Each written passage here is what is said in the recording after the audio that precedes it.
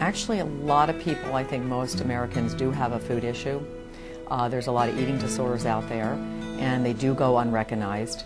And if you look at a lot of addicts when they come into treatment, when they were using drugs or alcohol, and now they're coming into treatment, what drug do they have now?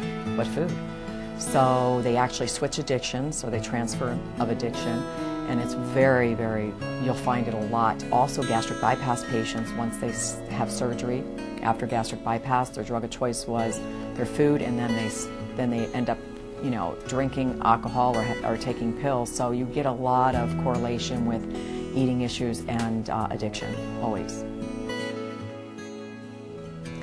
Family involvement is, in my opinion, imperative.